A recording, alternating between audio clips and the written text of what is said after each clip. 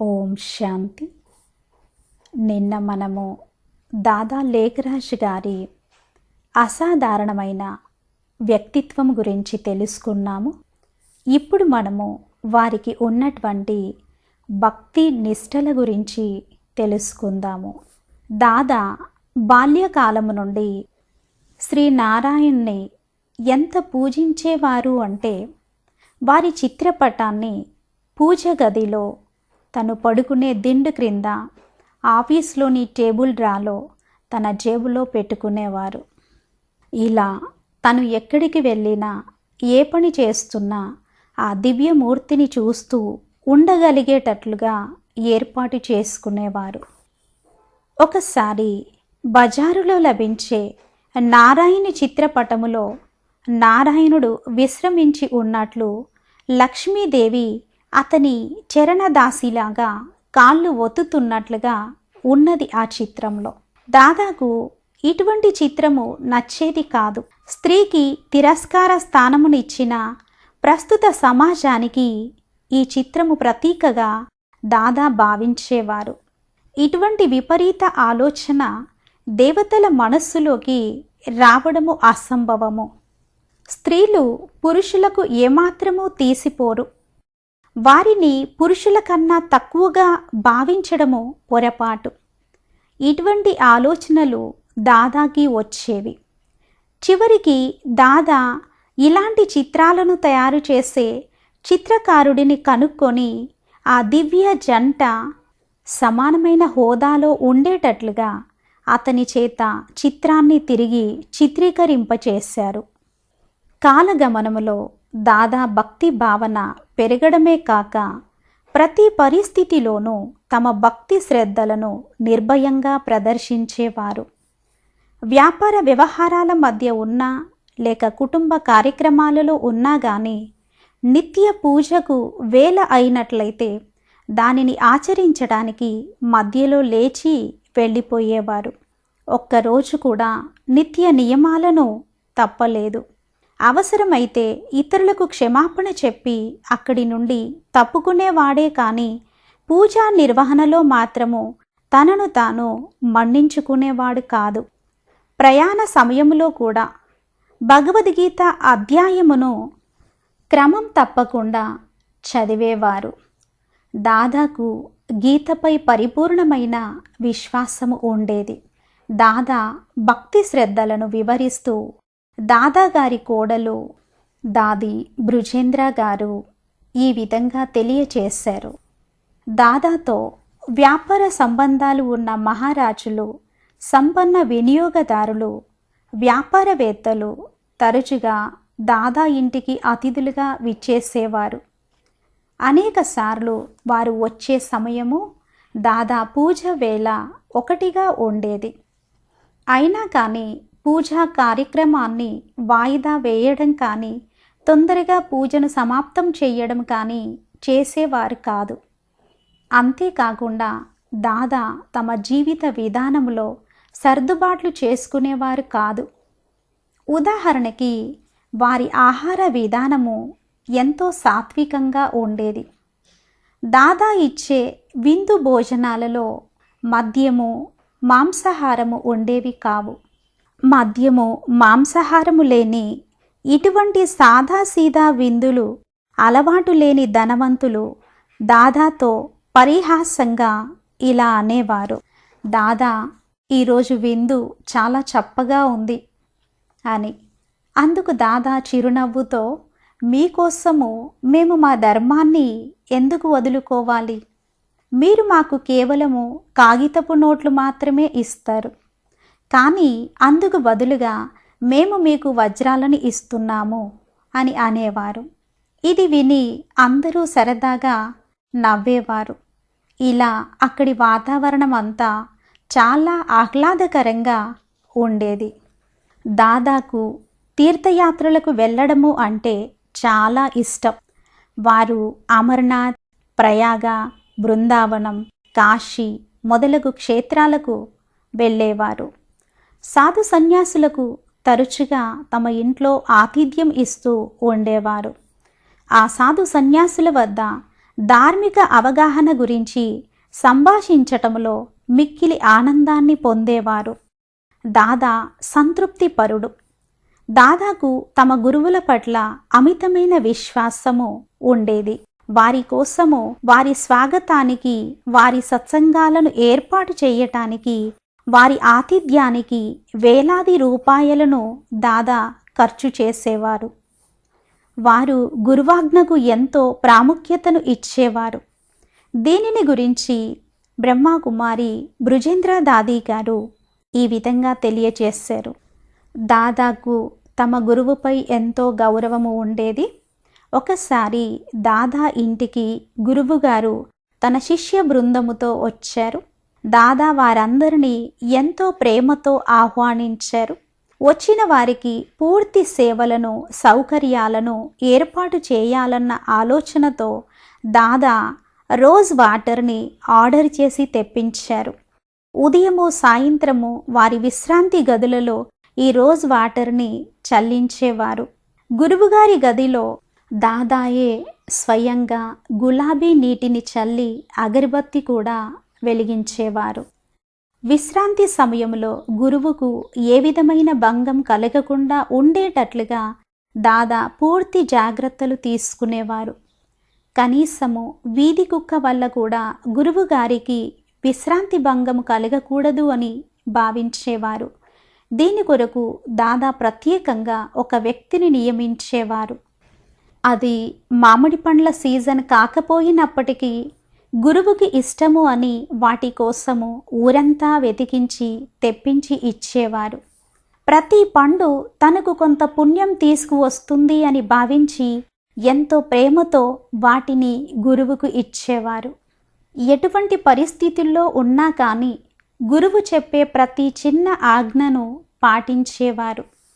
ఒకసారి దాదా మనుమడి నామకరణ ఉత్సవము జరగనున్నది. విశిష్ట వ్యక్తులందరికీ ఆ రోజు సాయంత్రము విందు ఏర్పాటు చేశారు. అప్పుడు అకస్మాత్తుగా దాదాకు తన గురువుగారి నుండి ఒక టెలిగ్రామ్ వచ్చింది. ఒక అత్యవసర కార్యము కొరకు వెంటనే దాదాను బయలుదేరి రమ్మని ఆ టెలిగ్రామ్ యొక్క సారాంశము ఉంది. దాదా తన పత్ని యశోదతో విందు కార్యక్రమాలను నిలిపివేసి, ముందుగా నా బట్టలు సర్దు, నేను బయలుదేరాలి అని అన్నారు. యశోద ఈ మాటలను నమ్మలేక, ఈ పరిస్థితిలో మీరెలా వెళ్తారు అని అన్నది. అప్పుడు దాదా, గురువాజ్ఞ కాలుడి పిలుపుతో సమానము. మృత్యువు వచ్చినప్పుడు నా మనుమడి నామకరణం పూర్తి అయ్యే వరకు వేచి ఉండు, ఆ తర్వాత వస్తాను అని చెప్పగలమా అని అంటూ లోపలికి వెళ్ళారు. అప్పుడు యశోద కుటుంబ సభ్యులతో జరిగిన సంగతి చెప్పింది. ఇంకా మేమందరము చేసేది ఏమీ లేక మా స్నేహితులకు, ఆహ్వానితులకు ఫోన్లు చేసి దాదాకు అత్యవసరమైన కార్యము వలన బయటకు వెళ్ళవలసి వచ్చింది అని చెప్పాము. మరి గురువు పిలిపించిన ఆ అత్యవసర కార్యము ఏమిటి అంటే, గురువుగారి శిష్యులలో ఒకరు జూదములో 10,000 రూపాయలు పోగొట్టుకుంటే ఆ రుసుము దాదాను ఇవ్వవలసిందిగా గురువుగారి కోరిక. దాదా గురువాజ్ఞను సంతోషంగా శిరసా వహించారు. దాదా యొక్క దాన గుణాన్ని చాటేటువంటి ఘటనలు ఇలా ఎన్నో ఉన్నాయి. దాదా దాన గుణానికి సాటి తన కుటుంబంలోనే ఉన్న అతని పినతండ్రి మూల్చంద్ ఆజ్వాలా. అతనిది ఏనుగుదంతాల వ్యాపారము. ఎటువంటి స్వార్థం లేకుండా ఇతను పేదలకు దానం చేస్తూ ఉండేవాడు. దాదా తరచుగా తన పినతండ్రితో కలిసి పేద ప్రజలకు దానం చేస్తూ ఉండేవారు. పరోపకార కార్యంలో దాదా తన పినతండ్రికి సహాయకుడిగా ఉండేవారు. దాదాకు భక్తి భావన, ధార్మిక ప్రవృత్తి ఎంతో పరిపక్వంగా, పటిష్టంగా ఉండేవి. వారు ఏ కార్యము చేసినా అందులో సద్గుణాల జ్వాల ప్రజ్వరిల్లుతూ ఉండేది.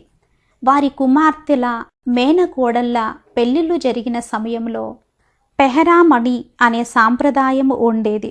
అందులో అత్తామామలకి వస్త్రాలను, గృహోపకరణాలను బహుమతిగా ఇవ్వటము ఆనవాయితీ.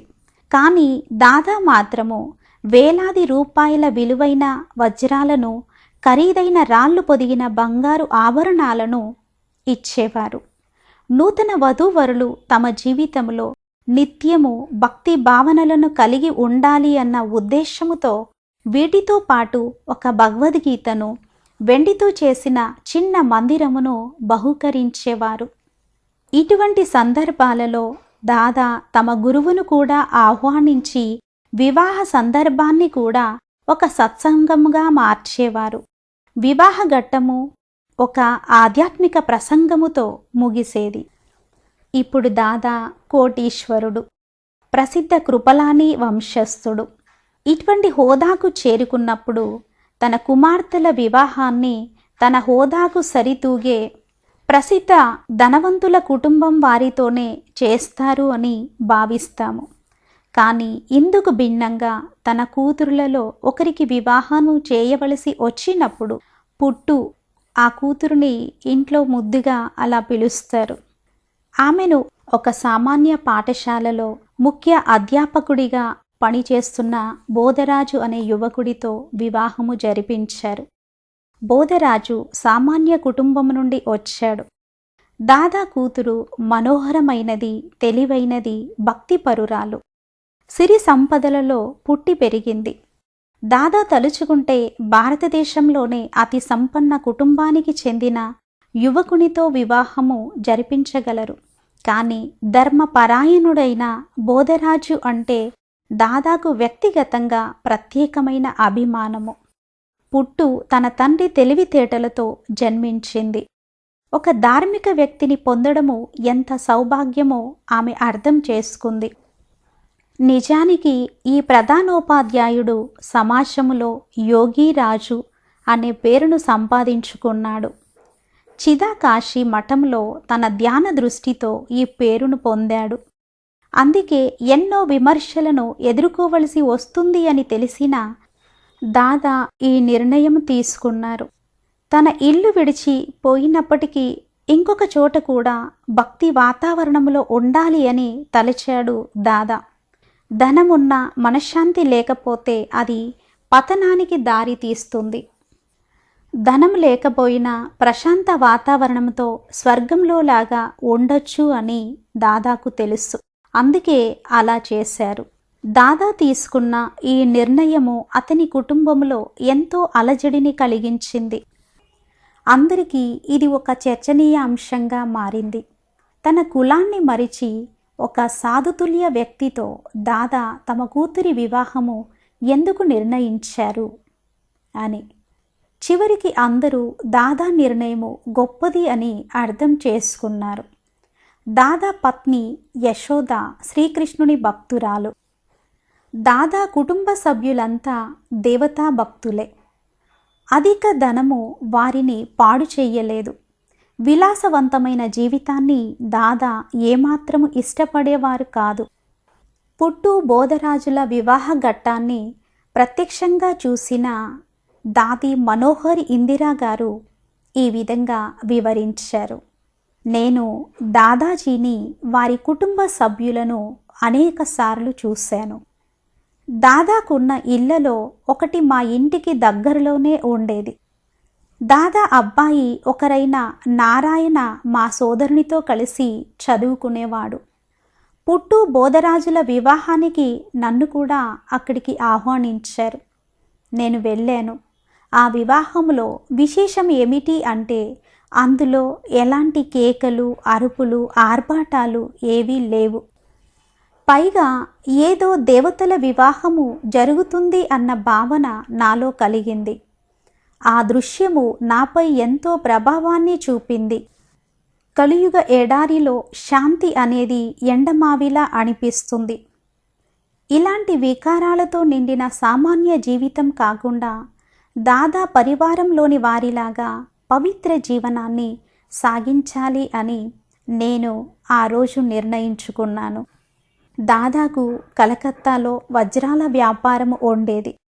బాంబేలో కూడా దాదా వ్యాపార వ్యవహారాలు ఉండేవి. కలకత్తా, బాంబేలో కాక దాదాకు సింధ్, హైదరాబాదులో కూడా ఇల్లు ఉన్నాయి. ఈ 3 పట్టణాలలో రాజకుల పెద్దగా దాదా జీవితము సంతోషంగా సాగింది. దాదాకు ఉన్నంత ప్రభునిష్ట భారతదేశంలో మరెవరికైనా ఉన్నట్లయితే వారు సాధారణంగా అన్నీ వదిలి అడవులకు వెళ్ళి సన్యాసం పుచ్చుకొని ఉండేవారు. భగవంతుని పట్ల అపారమైన నిశ్చలమైన భక్తి విశ్వాసములు ఉన్నప్పటికీ అన్నీ వదిలి వానప్రస్థంలోకి వెళ్ళాలి అన్న సంకల్పము దాదాకు ఎప్పుడూ కలగలేదు. దాదాకు 60 సంవత్సరాల వయస్సులో వారి పత్ని యశోద ఇలా అన్నారు, ఇక మనము ఏకాంతములోకి వెళ్ళి వానప్రస్థాన్ని స్వీకరించి పరమాత్మ స్మృతిలో ఈ జీవితాన్ని గడుపుదాము అని అన్నారు. కానీ దాదా ఆలోచించి ఇలా అన్నారు, ఆగు, నేను ఎన్నో వందల వేల రూపాయలు సంపాదించాను.